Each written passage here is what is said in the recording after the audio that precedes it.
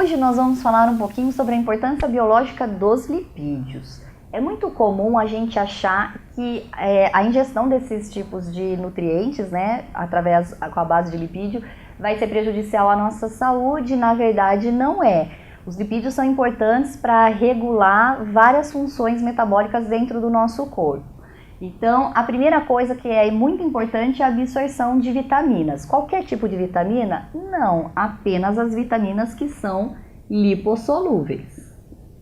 Além disso, ou melhor, dando um exemplo, a vitamina A, né, a vitamina D, são vitaminas aí que são lipossolúveis e conseguem ser absorvidas no nosso corpo quando elas estão na presença de lipídios.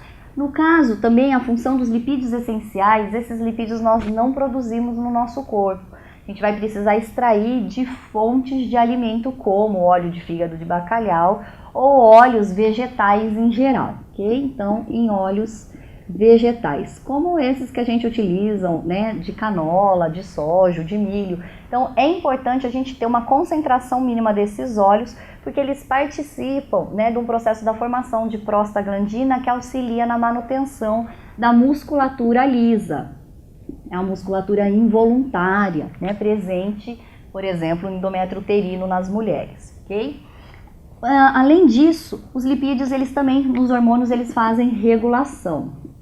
Então, eles fazem controle, principalmente dos hormônios que controlam os órgãos e as células sexuais, né? A gente vai ver que o colesterol, por exemplo, é um tipo de lipídio que vai participar efetivamente no controle desses hormônios sexuais. No caso da reserva, em plantas, os lipídios são muito encontrados nas sementes. Então, o embrião, antes de cair no solo e sofrer todo o processo, né, que ele está lá dentro da semente, de absorção de água e do processo respiratório dele para formar plântula, antes disso, ele tem um período em que ele vai retirando essa reserva de lipídios presentes na semente. No caso dos animais, a gente tem a hipoderme.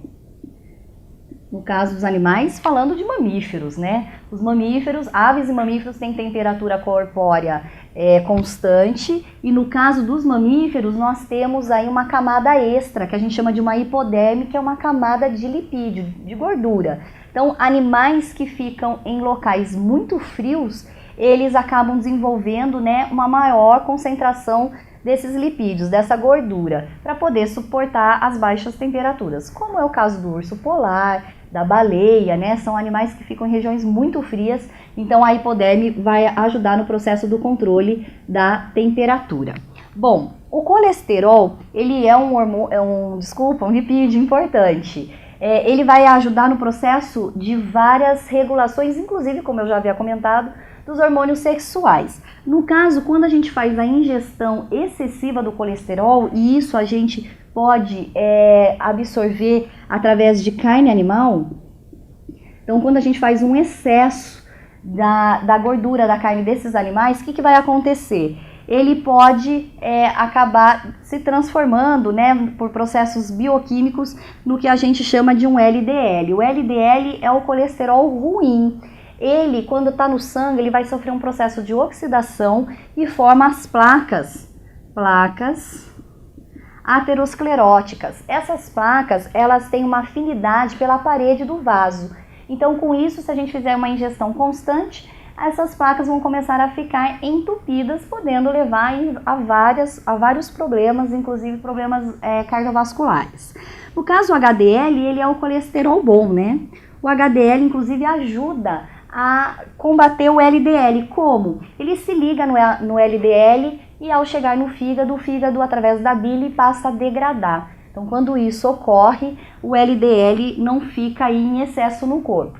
Isso se a gente tiver um controle da quantidade de colesterol que a gente vai estar ingerindo. Então, fiquem atentos aí, o vestibular vai trabalhar muito essas questões com vocês em relação à ausência de lipídios, a problemas que isso pode gerar. Fiquem atentos, tenham uns conceitos e boa sorte. Até o próximo encontro.